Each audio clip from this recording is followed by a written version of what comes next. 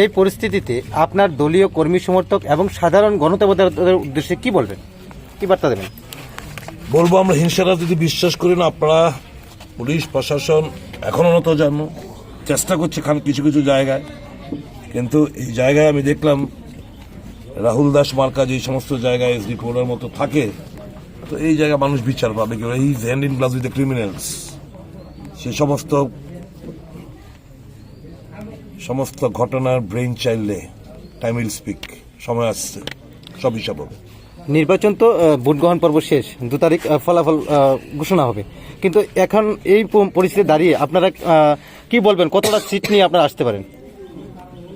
আমি কতটা কে পাবে না বলে আমি আরো সোজা করে দিয়ে দিই আপনার, বিজেপি 5-6টা বেশি পাবে না, বড় জোর, এটা বাড়িয়ে বলবো। এই হবে রেজাল্ট, আপনি লিখে রাখুন। হিসাব 2 তারিখ আমাকে আপনারা যারা যেখানে আছে প্রশ্ন করবেন। কালকে প্রদেশ সভাপতি বিশালগড় ঘোষালয় বলেছেন ওনারা এককভাবে সরকার গঠন করছেন। কে? রাজীব ভট্টাচার্য প্রদেশ সভাপতি। তারই তো বেল নাই, কাউন্টিং এজেন্ট পাইব না তো। কাউন্টিং হয়ে থাকে মানুষ, পুলিশ প্রশাসনের উপর ভরসা রাখবে কি করে? আমাদের এপিল থাকবে। ইলেকশন শেষ হচ্ছে 16 তারিখ, আজকে 19 তারিখ। আসামে এখন অ্যারেস্ট হলো না, শাসাচ্ছে, আবার হুমকি দিচ্ছে। এদের মানিক সাহা বলছেন, কালকে শুনলাম সন্ত্রাসী দল একটা উচ্ছৃঙ্খল দল। আমি আজকে ওনার কাছে পাল্টা প্রশ্ন করতে চাই, সারা রাজ্য জুড়ে যা হচ্ছে ঘটনাগুলো সন্ত্রাসী এবং উচ্ছৃঙ্খলতার পরিচয় কারা দিচ্ছে? বিজেপি সম্পূর্ণ একটা সন্ত্রাসী দল। তাদের নেতৃত্ব অধিকাংশ ক্রিমিনালস, অ্যান্টি সোশ্যালস, মাফিয়াস, ড্রাগের ব্যবসার সাথে যারা জড়িত তারাই তো নেতৃত্ব দিচ্ছে এখানে এই সমস্ত জায়গাগুলোতে। কি কথা বলবে এরা? বড় বড় কথা বলে এরাই তো এই সমস্ত বলছে। প্রথমে কি বলল? তাদের কর্মীদের মনোবল চাঙ্গা করার জন্য 2 দফায় না 3 দফায় নির্বাচন হবে, হলো না।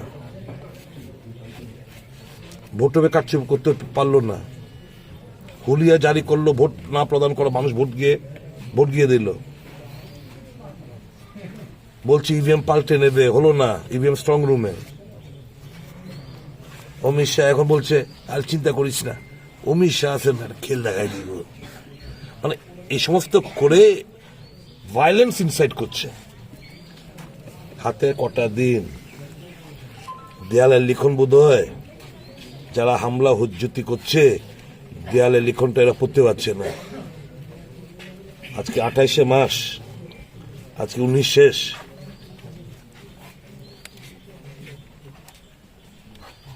দশ দিন মানুষ 5 বছর যথেষ্ট অপমান অত্যাচার সহ্য করেছে, আর 10 দিন সহ্য করবে।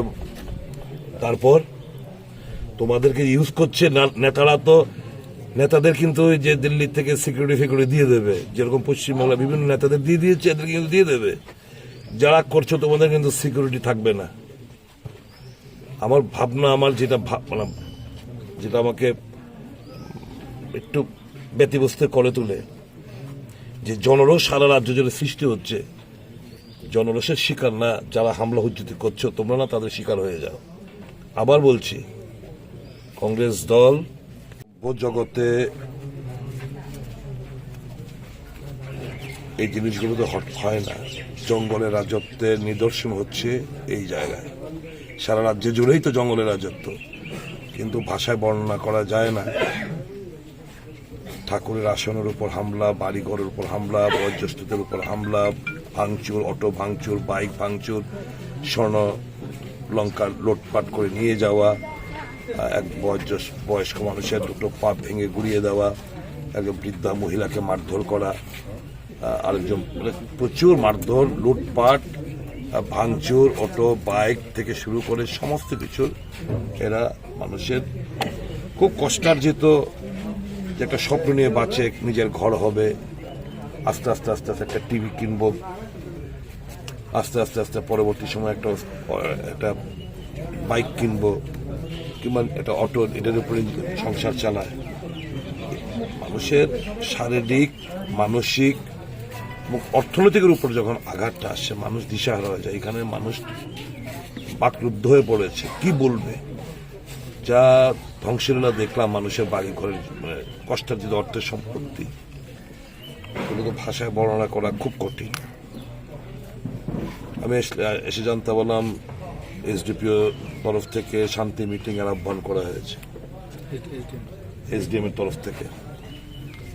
আমি বলেছি আগে আসামি যতক্ষণ অব্দি এই ঘটনায় আসামিদের গ্রেপ্তার না করা হবে, উভয় তরফ থেকে হলেই তো শান্তি বিঘ্নিত, অশান্তি সৃষ্টি হয়। এরা তো নিরীহ মানুষ, রাজনীতির সাথে এদের কোনো সম্পর্ক নেই, এরা ভোটার। শান্তি যারা বিঘ্নিত করলো, যাদেরকে চিহ্নিত করা গেল, এজাহার করা হলো, তাদের অ্যারেস্ট না করে শান্তি মিটিং ডাকার কি মানে?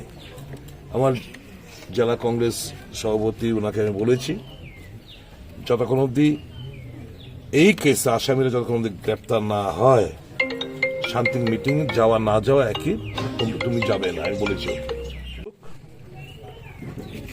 কারণ আমরা আমাদের বামপন্থী বন্ধুরারও একই বক্তব্য, আমরা আইন আমাদের হাতে নেব না।